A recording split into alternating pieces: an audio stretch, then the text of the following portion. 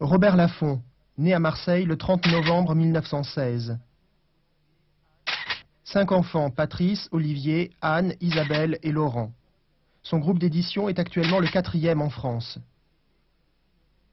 Le catalogue de sa société, plus de 6000 titres, couvre toutes les passions et tous les étonnements de cette moitié de siècle.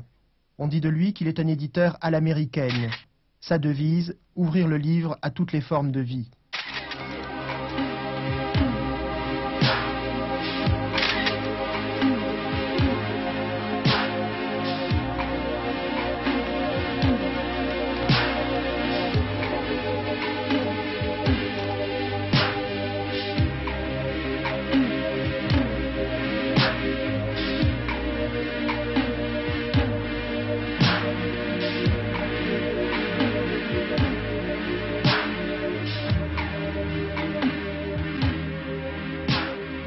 J'ai été un enfant très sage, très travailleur et très traditionnel, très conformiste. En fait, j'étais un bon bourgeois bien élevé et je crois que je ne le suis plus.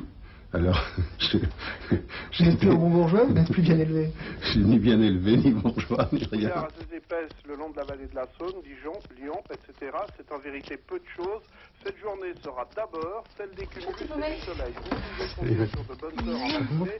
Vers le début de l'après-midi, le ciel deviendra un peu plus menaçant, des averses peu nombreuses. Il faut absolument que tu me branches sur tes cartes parce que j'ai un examen blanc d'écho aujourd'hui. On va savoir quel est ton climat. Tu sais, les cartes ne donnent pas une réponse exacte, mais ça donne un climat général. Pour l'instant, je ne peux pas te dire parce que je commence à peine. Que ça soit bien parce que moi j'ai bien révisé. Alors, non, ce sera bien sans les cartes. France Inter, il est 8h16. Quand même. Les liens du sang, tous les vendredis à 20h. Robert est né sous le signe du Sagittaire. Comme Churchill. Comme Churchill et comme quelques autres, d'ailleurs comme Mermoz, ce qui est aussi, somme toute, un très beau spécimen, avec un ascendant balance dont quelques-uns parmi tes collaborateurs se plaignent parfois, il faut le dire, mais... Qu'est-ce que vous entendez par là? Ce que j'entends par là, c'est que il arrive que Robert, en bon Sagittaire balance, ait parfois des humeurs un peu fluctuantes et que quelquefois on ne sache pas toujours très très bien à quoi s'en tenir. Je vais vous proposer à présent d'associer, si vous le voulez bien, aux différents chapitres de la vie de Robert Laffont, des images, des symboles, toute idée qui puisse venir à votre esprit. L'idée qui vient, c'est le conformisme et la tradition. C'est la Grèce. C'est la mer bleue, les collines très blanches. Ce sont les études classiques. Et c'est vraiment être conforme à ce qu'on attend de moi. Quel souvenir gardez-vous de votre enfance?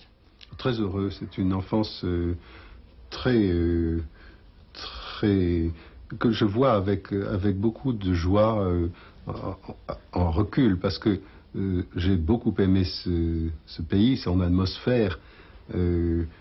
J'ai toujours en souvenir l'odeur l'odeur et la lumière. Et ça, je ne me suis jamais fait à Paris. J'ai toujours été un étranger à Paris à cause de ce climat humide qui pour moi me gêne beaucoup. J'ai besoin d'une lumière beaucoup plus franche, beaucoup plus forte. Il y a une femme qui vous a beaucoup manqué, c'est votre mère. Vous l'avez perdue à quel âge?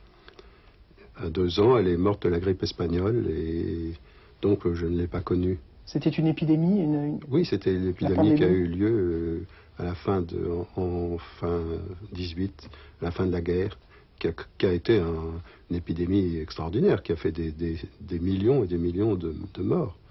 Est-ce qu'à 2 ans, on est marqué par ces choses-là? Est-ce qu'on se rappelle?